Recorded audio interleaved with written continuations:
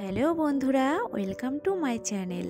আশা করি তোমরা সবাই অনেক ভালো আছো। আর আমি আজকে নিয়ে চলে এসেছি একটা দারুণ পিঠের রেসিপি। আজকে বানাবো আমি কদম ফুল পিঠা। তার জন্য এখানে দেখো আমি 1 কাপ মতো জল নিয়ে নিয়েছি, আর তার ভিতরে 3 চামচ মতো চালের গুঁড়ো দিয়ে আমি 3 মিনিট মতো এটাকে ভাপে রেখে দিয়েছিলাম। আর অবশ্যই এর মধ্যে স্বাদ মতো কিন্তু লবণ দিয়েছি। আর দিয়ে দেখো এবারে আমি ভালো করে হাতার সাহায্যে চেপে চেপে ডোটা রেডি করে নেব। আর এই যে ঢাকা দিলাম, কারণ এই ঢাকা দেওয়ার কারণে যে ডোটা হবে না, বেশ সফট হয়ে যাবে, আর পিঠেটা কখনোই শক্ত হবে না। তোমরা এইভাবে একটু বাড়িতে ট্রাই করে দেখো, বেশ ভালো লাগবে। আর তারপরে দেখো আমার ডোটা রেডি হয়ে গেছে, তো আমি নিচে নামিয়ে নিয়ে এবারে ভালো করে এটাকে মথে নেব।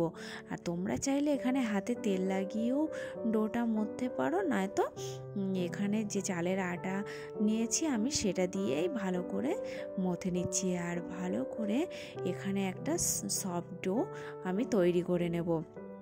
এইভাবে দেখো আমার একটা সফট ডো রেডি হয়ে গেছে। আর আমি তার থেকে একটু লেচি কেটে নিচ্ছি, নিয়ে একটা বাটির শেপ দেবো। যেহেতু কদম ফুলটা দেখতে একদম গোল বলের মতো, তার জন্য আমি এখানে আগে প্রথমে বাটির একটু করে নিচ্ছি, তারপরে এর বাদ বাকি প্রসেসটা পরে করব। দেখো আমি এখানে 4টে বাটি করে নিয়েছি। তো আর তার ভিতরে নারকেলের যে পুরটা আমি রেডি করেছিলাম সেই পুরটা আমি দিয়ে দিলাম। তোমরা যদি চাও নারকেলের পুরের রেসিপিটা দেখতে, তো কমেন্ট করো, আমি অবশ্যই নারকেলের পুরের রেসিপিটা দিয়ে দেব।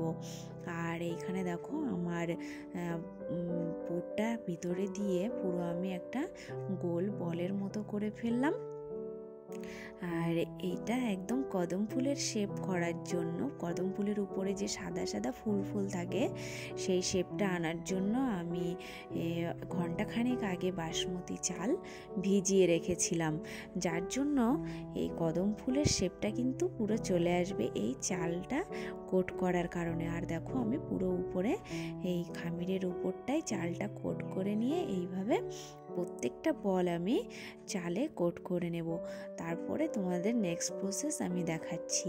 দেখো এইখানে আমি হাঁড়ির ভিতরে একটু জল দিয়ে দিয়েছি, দিয়ে তার উপরে একটা ঝাঁঝরি বসিয়ে দিয়েছি, দিয়ে এই যে বলগুলো আমি কিন্তু খুব সাবধানে আলতোভাবে, এখন কিন্তু খুবই নরম আছে, দিয়ে আমি ঢাকা দিয়ে দেবো মোটামুটি 10-15 মিনিটের জন্য। তারপরে দেখো 10-15 মিনিট পরে তোমাদেরকে একটু দেখাই কেমন হয়ে গেছে। পুরো আমার পিঠেটা রেডি হয়ে গেছে, আর দেখাচ্ছি না পুরো একদম কদম ফুল। তারপরে দেখো আমি থালায় পিঠেগুলো সার্ভ করে দিচ্ছি। দেখো তোমাদের কিন্তু বেশ ভালো লাগবে এই পিঠেটা, তোমরা যদি বাড়ি বানাও খেতে কিন্তু অনেক টেস্টি লাগে। আর আমার ভিডিওটা যদি ভালো লাগে তোমরা কিন্তু অবশ্যই লাইক করো আর একটা কমেন্ট করে দিও। আর এই দেখো দেখার জন্য আমি একটু কালার দিয়ে দিয়েছি, আর কেমন লাগছে কমেন্ট